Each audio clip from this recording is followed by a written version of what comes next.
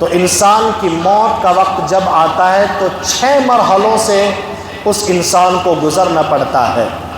آج اگر کسی کا انتقال ہونا ہے تو صبح سے لے کر موت کے وقت تک اللہ تبارک و تعالیٰ اس دن کی صبح آسمانوں میں فرشتوں کو حکم دیتے ہیں کہ جاؤ، آج فلاں انسان کی موت کا وقت ہے، اس کی روح کے قبض اور نکلنے کا وقت ہے، زمین پر جاؤ۔ فرشتوں کا آنا جانا زمین پر ہو جاتا ہے۔ انسان کے علاوہ جنات اور شیاطین فرشتے کو آنے جانے کو محسوس کرتے ہیں۔ خود قرآن میں اس کا نقشہ اللہ نے کھینچا، وَاتَّقُوا يَوْمًا تُرْجَعُونَ فِيهِ إِلَى اللَّهِ ثُمَّ تُوَفَّى كُلُّ نَفْسٍ مَا كَسَبَتْ وَهُمْ لَا يُظْلَمُونَ۔ اس مرحلے کو کہا گیا یوم الموت، یعنی یہ موت کا دن ہے جو اللہ کی طرف سے تمہارے لیے مقرر کیا ہوا ہے۔ فرشتوں کا آنا جانا ہوتا ہے۔ انسان کے دل میں ایک عجیب کیفیت سی محسوس کرتا ہے۔ جس دن انسان کی موت کا وقت ہوتا ہے، انسان اپنے آپ میں ایک عجیب کیفیت سی محسوس کرتا ہے، جبکہ اس کو علم نہیں ہے کہ آج دنیا کے اندر تیرا آخری دن ہے۔ آج تو اپنے پیاروں سے، اپنے رشتہ داروں سے، اپنے گھر والوں سے تیری جدائی کا وقت ہے، وہ نہیں جانتا۔ لیکن انسان کے دل کے اندر گھبراہٹ سی پیدا ہوتی ہے۔ انسان کہتا ہے کہ آج کا دن کیا ہوا، میرا دل نہیں لگ رہا، مجھے بے چینی سی محسوس ہو رہی ہے، میرے دل میں گھبراہٹ سی محسوس ہوتی ہے۔ اس کو علم نہیں ہے کہ تجھے لینے کے لیے فرشتوں کی جماعت اس زمین پر آ چکی ہے۔ پھر اس کے بعد دوسرا مرحلہ ہوتا ہے جب انسان کی تدریجی طور پر روح کو نکلنے کا حکم ہوتا ہے۔ اس کے پیر کی طرف سے، اس کے ایڑیوں کی طرف سے آہستہ آہستہ روح نکلنی شروع ہوتی ہے۔ کلا اذا بلغت التراقیہ وقیل من راق وظن انہ الفراق والتفت الساق بالساق۔ جب ایڑیوں سے روح نکلتے نکلتے اس کی پنڈلیوں میں آ جاتی ہے، اس کی پنڈلی ایک دوسرے میں ملنا اور ٹکرانا شروع ہو جاتی ہیں، اس کے پیر اور اس کی پنڈلیوں کی طاقت ختم ہو جاتی ہے اور وہ چارپائی پر بیٹھ جاتا ہے۔ وَظَنَّ أَنَّهُ الْفِرَاقُ وَالْتَفَّتِ السَّاقُ بِالسَّاقِ۔ اس کو یہ احساس تو ہو جاتا ہے کہ شاید تیری موت کا وقت قریب ہے۔ اللہ فرشتوں کو حکم دیتے ہیں، وَقِيلَ مَنْ رَاقٍ، کہ اس انسان کی روح کو کون لے کے آئے گا آسمانوں میں۔ یہ ایسا کٹھن مرحلہ ہے، انسان محسوس تو کرتا ہے کہ شاید تیری زندگی کا آخری دن ہے۔ وہ اپنے پیاروں کو بلاتا ہے کہ مجھے تکلیف ہو رہی ہے۔ یہ وہ مرحلہ ہوتا ہے، وہ وقت ہوتا ہے جب آس پاس کے رہنے والے لوگ کہتے ہیں کہ ڈاکٹروں کو بلاؤ، ایمبولینس کو لاؤ، اس کی طبیعت بہت زیادہ بگڑ چکی ہے۔ وَظَنَّ أَنَّهُ الْفِرَاقُ۔ وہ اپنے آپ میں محسوس کرتا ہے کہ شاید اب تو دنیا سے جانے والا ہے، لیکن چونکہ انسان با امید رہتا ہے، وہ پھر بھی کوشش کرتا ہے کہ شاید میں ڈاکٹر کے پاس جاؤں، کوئی جھاڑ پھونک کرنے والا آئے، کوئی ڈاکٹر انجیکشن لگائے اور ڈاکٹر مجھے آکسیجن دے، شاید میرے جسم کے اندر سانس باقی رہ جائے۔ وَالْتَفَّتِ السَّاقُ بِالسَّاقِ إِلَىٰ رَبِّكَ يَوْمَئِذٍ الْمَسَاقُ۔ تو پھر کلا اذا بلغت التراقیہ، روح آہستہ آہستہ نکلتے نکلتے اس کی ہنسلی تک پہنچ جاتی ہے۔ قرآن میں فرمایا بلغت التراقیہ، گردن سے نیچے کی جو ہڈیاں ہیں، ان ہڈیوں کو تراقی کہا جاتا ہے، ہنسلی کہا جاتا ہے۔ یہاں آ کر اس کی روح اٹک جاتی ہے۔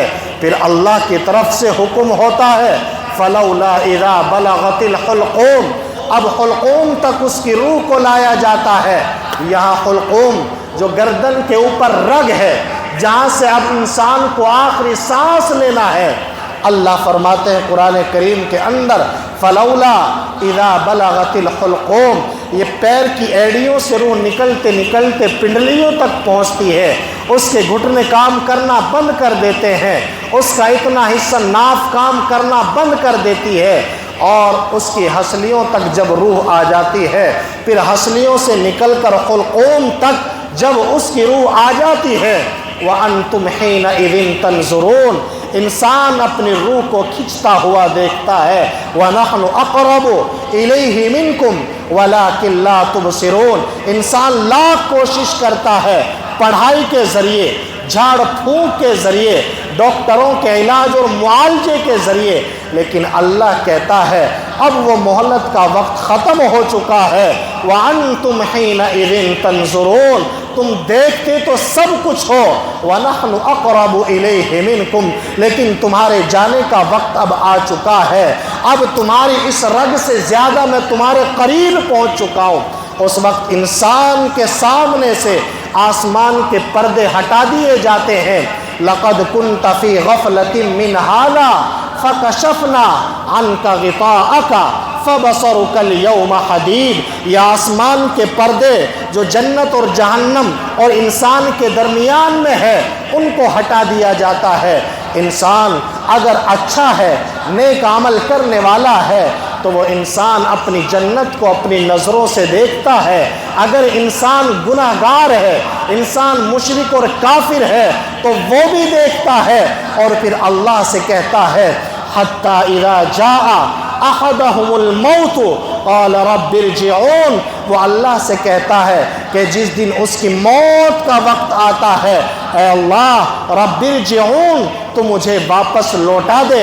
گناہ گار انسان کہتا ہے مجھے مہلت دے دے، اس لیے کہ جب اس نے دیکھا کہ میرے سارے گناہ میرے سامنے رجسٹر میں ہیں، میں ان کو اپنی نظروں سے دیکھ رہا ہوں، عالم برزخ میں قبر میں میرے ساتھ کیا معاملہ ہونے والا ہے، میں نے جہنم کو بھی اپنی آنکھوں کے سامنے دیکھ لیا۔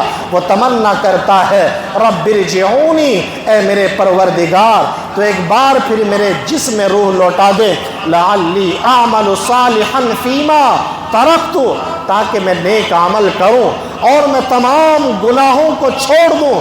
کلا انہا کلمۃ هو قائلها، اللہ فرماتے ہیں کہ نہیں، اب تمہیں مہلت نہیں دی جائے گی، تمہاری یہ سوچ صرف سوچ ہے، تمہارا یہ کہنا صرف کہنا ہے۔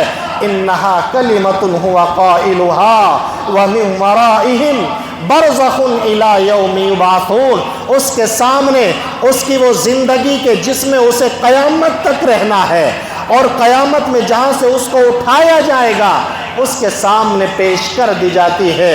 لیکن اب انسان ہے، اور جو انسان نیک ہوتا ہے، جس انسان اچھے عمل کرنے والا ہوتا ہے، اس کو فرشتے سلام کرتے ہیں۔ اور قرآن کریم میں 30ویں پارے میں سورۃ الفجر کے اندر اللہ نے خوشخبری سنائی کہ جس کا تعلق اللہ سے مضبوط ہوتا ہے، جو جنتی انسان ہوتا ہے، وہ بھی اپنے آپ میں محسوس کر لیتا ہے، فرشتے اس کو خوشخبری سناتے ہیں، یا ایتھا النفس المطمئنہ، اے نفس مطمئنہ، اے وہ انسان کی جان جس نے نیک عمل کیے، اے وہ انسان کی جان جس نے اللہ کے احکام کو مانا، اللہ کے حکم کے مطابق زندگی گزاری، تو اپنے پروردگار کے پاس اس حال میں جا رہا ہے راضیۃ مرضیہ کہ تیرا رب تجھ سے راضی ہو گیا، تو نے اپنے رب کو راضی کر دیا۔ یہ خوشخبری جب کسی انسان کو موت کے وقت سنائی جاتی ہے اور اس کو کہا جاتا ہے فادخلی فی عبادی، فادخلی فی عبادی، تو اپنے رب کے ان بندوں کے ساتھ داخل ہو جا کہ جو رب کے خاص بندے ہیں، وادخلی جنتی، اور تیرا داخلہ موت کے فوراً بعد جنت میں ہو جائے گا۔ جس انسان کو یہ خوشخبری سنائی جائے اس کا چہرہ چمک جاتا ہے، اس کے چہرے پر خوشی کے آثار ظاہر ہونے لگتے ہیں۔